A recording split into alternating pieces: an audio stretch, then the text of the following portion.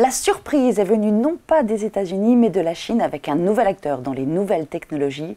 Et c'est ce que nous allons voir aujourd'hui dans notre première émission de l'année, Décrypte Hebdo.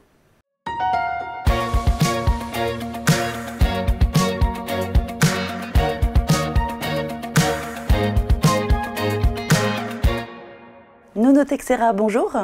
Bonjour Caroline. Donc DeepSeek, c'est un nom auquel il va falloir s'habituer aujourd'hui dans les nouvelles technologies qui a vraiment chamboulé ces derniers jours le marché des valeurs technologiques. Il essaye en tout cas d'être disruptif sur ce marché. C'est vrai qu'on connaissait les acteurs américains sur ce secteur. Tout le monde misait sur les grands blue chips de la tech.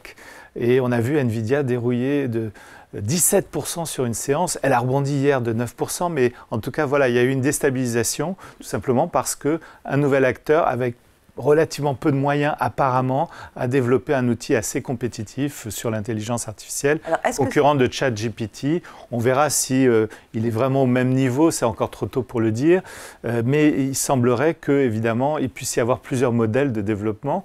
Et moi, je trouve que c'est plutôt une bonne nouvelle. Ça amène de la concurrence, ça amène de la stimulation, ça profite aussi à un certain nombre d'utilisateurs finalement de ces outils qui vont pouvoir peut-être éviter des investissements trop importants. En tout cas, ça rebat un peu les cartes et ça évite d'être monomaniaque sur une ou deux valeurs sur le marché américain, avec sans doute des perspectives de diversification encore plus grandes pour le marché américain dans les mois à venir. Y compris dans l'ensemble des secteurs et pas uniquement celui des nouvelles technologies. Donc j'entends que ce n'est pas forcément une mauvaise nouvelle. Le jour de l'effondrement de Nvidia, la majorité des valeurs américaines étaient en hausse. Donc l'indice a baissé compte tenu du poids de Nvidia et de quelques autres valeurs de la tech qui ont baissé, pas toutes d'ailleurs, puisque certaines ont monté, mais disons que voilà, ça rebat un peu les cartes, ça permet aux investisseurs de s'intéresser à d'autres valeurs sur le marché américain et Dieu sait s'il regorge de valeurs intéressantes. C'est ça, avec un nouvel équilibrage.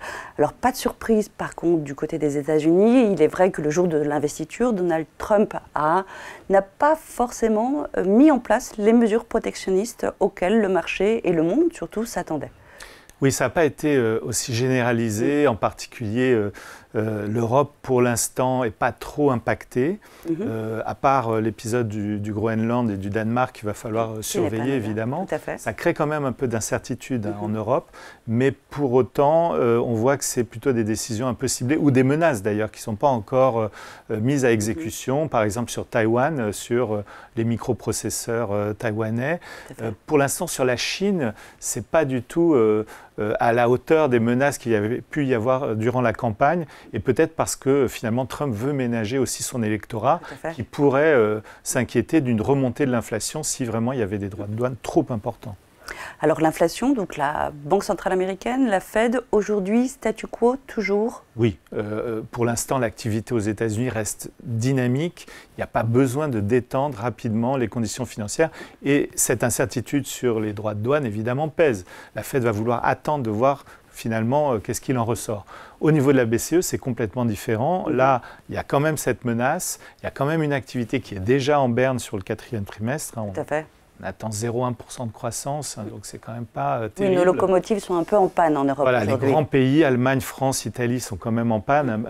L'Espagne va un peu mieux, mais bon, au total, c'est quand même pas brillant. Et donc, on a besoin de détendre les conditions financières. On s'attend à une baisse du taux de dépôt cette année de 1%, ce qui devrait quand même soulager un petit peu les entreprises et les ménages.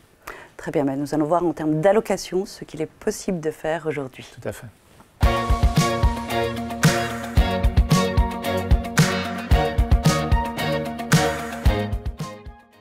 Alors les annonces récentes, que ce soit du côté américain, mais également la situation que vous avez décrite en Europe, ont eu des incidences sur le marché de taux qui s'est quand même apaisé. Est-ce que... Oui, il y avait beaucoup d'inquiétudes au quatrième trimestre par rapport à ces décisions sur les droits de douane américains.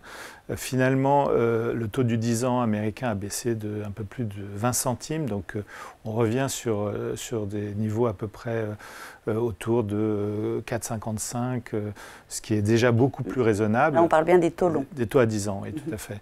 Et finalement, en Europe, où on avait suivi de manière quasiment homothétique les niveaux américains, ce qui n'était pas forcément très logique. Normalement, la corrélation existe, mais elle est moins forte, surtout compte tenu de la conjoncture européenne. Et on est revenu également en arrière. Et donc, mais on est toujours sur une performance négative des indices obligataires. Oui, tout à fait.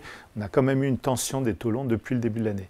Ça va un peu mieux et on espère que ça va aller plus loin. Donc on a gardé, nous, notre position sursensible parce qu'on considère que fondamentalement, les taux longs vont avoir une marge de baisse. Moins importante que les taux courts, guidés par la BCE, mais quand même. Donc on va avoir une pente un peu plus forte de la courbe des taux. C'est plutôt bon pour les actifs risqués, ce mouvement de détente des taux courts et des taux longs. Donc on rééquilibre un peu plus vers l'Europe, puisque les actions européennes ont vraiment sous-performé l'année dernière de manière assez extrême. On voit que ça rebondit depuis le début de l'année, c'est une bonne nouvelle. Et donc on a des allocations actions qui sont non seulement surpondérées, on garde une position confiante sur les actions, mais plus équilibrée entre États-Unis et Europe. Et si je reviens sur chacune des poches, sur la partie obligataire, aujourd'hui, quelles allocations vous avez parlé de la rémunération des actifs risqués, mais également en termes de crédit plus court, c'est des choses que vous regardez? Oui, on préfère sur la partie obligataire ne pas aller chercher quand même trop loin sur des échéances longues et rester sur la partie intermédiaire 3-5 ans avec une dose de crédit assez correcte, puisque finalement les entreprises ont une bonne trésorerie, il n'y a pas d'inquiétude au niveau des défauts particulièrement. Et sur la partie action, on diversifie.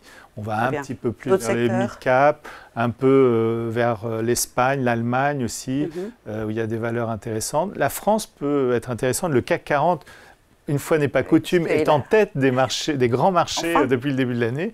Donc voilà, il y a un peu de retour à la normale quand même, avec la perspective d'un vote du budget. Donc voilà, on renormalise un petit peu, on diversifie, y compris aux États-Unis, où on va notamment un peu plus sur tout ce qui est hors 7 magnifique, donc le S&P 500 moins 7, si on peut dire, un peu plus de valeur moyenne, un peu de financière des deux côtés de l'Atlantique également.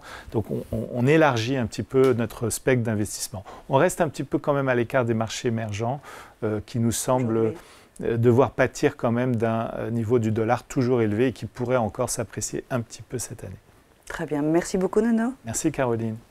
Merci à tous de nous avoir suivis pour cette première émission de rentrée. Je vous dis à très bientôt pour un prochain Décrypte Hebdo.